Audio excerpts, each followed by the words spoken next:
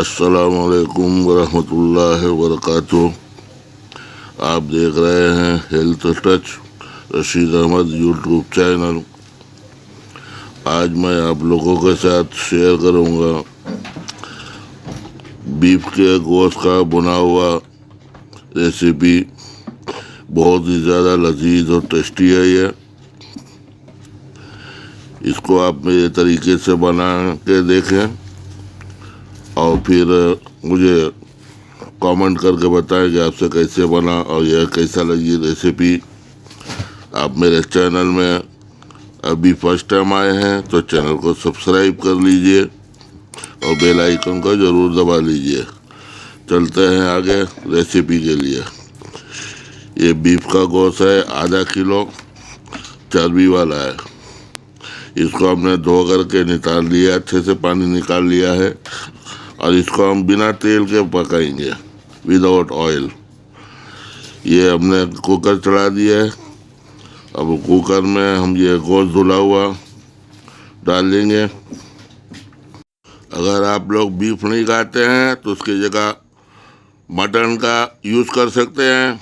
मैं 1 चम्मच लहसुन डाल लें, 1 से 1.5 चम्मच समझिए, 10 से ग्राम करीब लहसुन का पेस्ट और 10 से 12 ग्राम अदरक का पेस्ट, 1 आधी चम्मच हल्दी का पाउडर, ज़्यादा चाहिए तो ज़्यादा डाल दें, यह तो हमारे लिए बहुत फ़ायदा करता है। काली मिर्च 1 छोटा चम्मच डालेंगे। यह लाल मिर्च कड़वा वाला देगी का पाउडर है, देगी मिर्ची का, वो 1 चम्मच डालेंगे। ये टेस्ट के हिसाब से आप नमक डाल लें, 1 चम्मच बस हो जाता है 1 आधा किलो में। इसको अच्छे से मिक्स करेंगे और मिक्स करके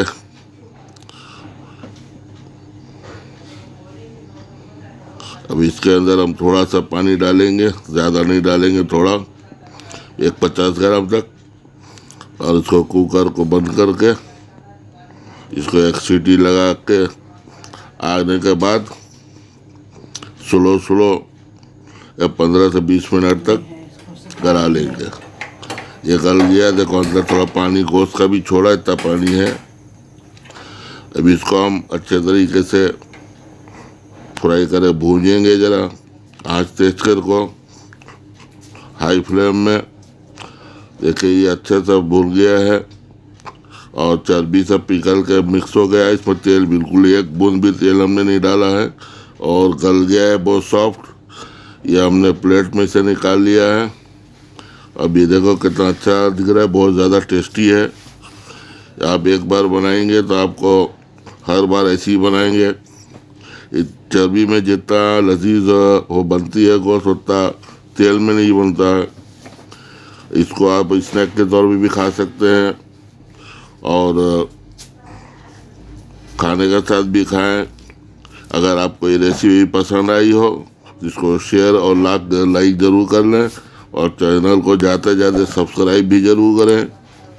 मैं नेक्स्ट वीडियो में फिर किसी अच्छी रेसिपी के साथ आपसे मिलूँगा। अल्लाह ताला तो हम लोगों को खुश रख के ज़िंदगी में खुशियाँ भर दे। अस्सलाम वालेकुम।